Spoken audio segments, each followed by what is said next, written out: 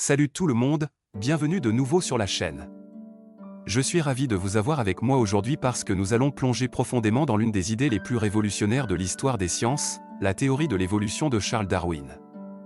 Si vous vous êtes déjà demandé comment la vie sur Terre est devenue ce qu'elle est aujourd'hui, alors cette vidéo est faite pour vous. Nous allons explorer le fascinant voyage de l'évolution, expliquer comment cela fonctionne et discuter de la manière dont cela a complètement transformé notre compréhension de la vie elle-même. Alors, c'est parti! Avant d'entrer dans les détails de la théorie de Darwin, prenons un moment pour faire connaissance avec l'homme derrière l'idée. Charles Darwin est né en 1809 en Angleterre, et dès son jeune âge, il avait une curiosité profonde pour le monde naturel. Il était fasciné par les animaux, les plantes et les subtilités de la vie. Mais ce qui a vraiment lancé Darwin sur le chemin de la grandeur, c'est un voyage remarquable à bord du HMS Beagle dans les années 1830.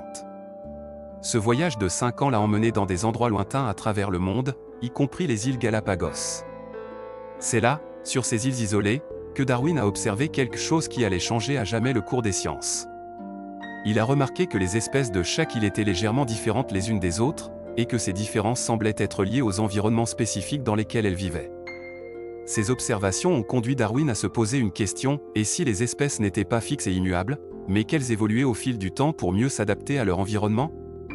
C'est cette idée qui allait finalement le conduire à développer sa révolutionnaire théorie de l'évolution par sélection naturelle. Maintenant, décomposons le cœur de la théorie de Darwin. De manière simple, la théorie de l'évolution par sélection naturelle de Darwin suggère que les espèces changent au fil du temps en s'adaptant à leur environnement à travers de petites caractéristiques héritées. La sélection naturelle fonctionne selon un processus simple mais puissant. Imaginez une population d'animaux. Au sein de cette population, il y aura de petites différences entre les individus, que ce soit en taille, en couleur, en forme ou en comportement. Certaines de ces variations pourraient donner à certains individus un avantage de survie dans leur environnement. Par exemple, une espèce de papillon pourrait avoir un motif de couleur qui l'aide à se fondre dans les arbres, rendant plus difficile pour les prédateurs de le repérer.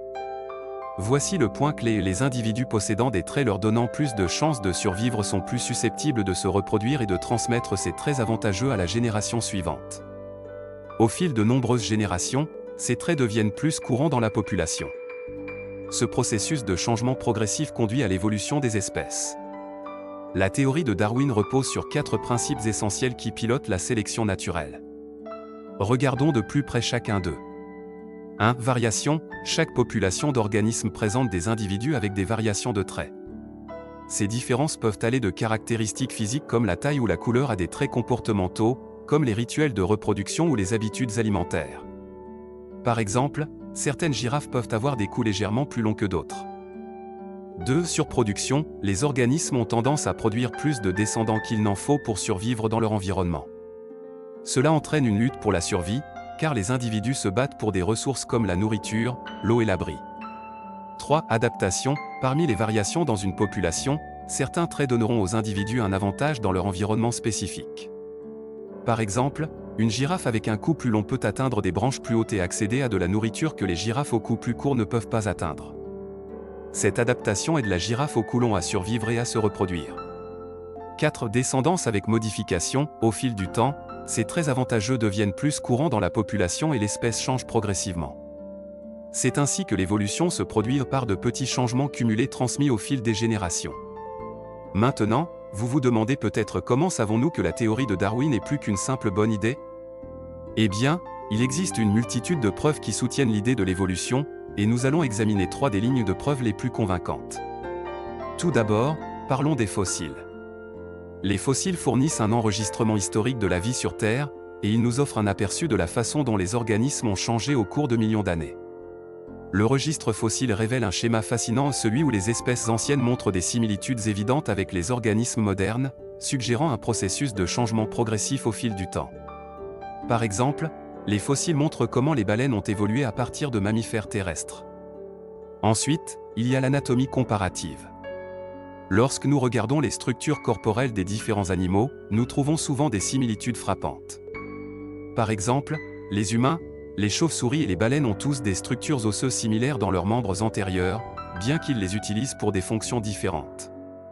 Cela suggère que ces espèces partagent un ancêtre commun, et que leurs membres antérieurs ont évolué de différentes manières pour répondre à leurs besoins. Et bien sûr, il y a la génétique. De nos jours, nous pouvons comparer l'ADN des différentes espèces. Plus deux espèces sont étroitement liées, plus leur ADN est similaire. Par exemple, les humains et les chimpanzés partagent environ 98% de leur matériel génétique, ce qui soutient fortement l'idée que nous partageons un ancêtre évolutif commun. Maintenant, il y a des idées fausses courantes sur l'évolution que nous devons aborder, car ces mythes peuvent prêter à confusion. Une idée fausse majeure est celle selon laquelle l'évolution n'est qu'une théorie. En science, le terme théorie ne signifie pas supposition ou hypothèse.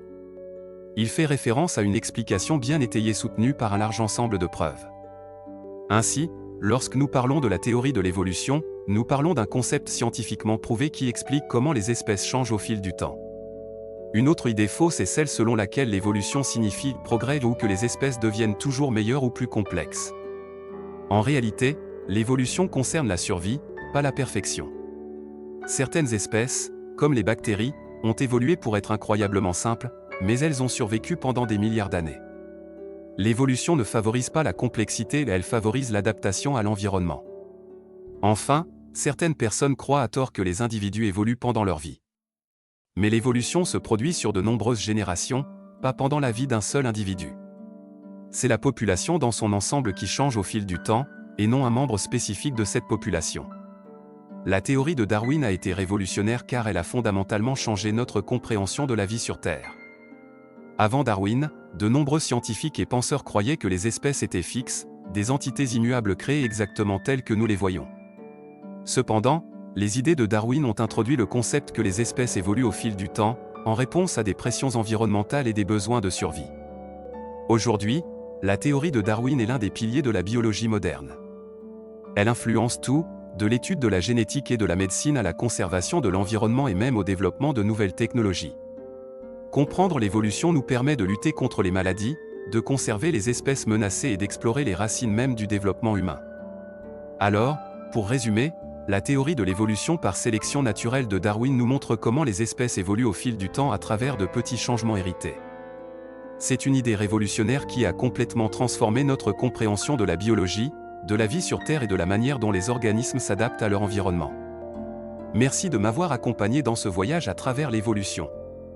Si vous avez apprécié la vidéo et appris quelque chose de nouveau, n'oubliez pas de cliquer sur le bouton j'aime, de vous abonner et d'activer les notifications pour plus de vidéos. Et j'aimerais beaucoup avoir votre avis dans les commentaires, quel aspect de la théorie de Darwin vous fascine le plus ? À la prochaine, restez curieux et continuez à explorer.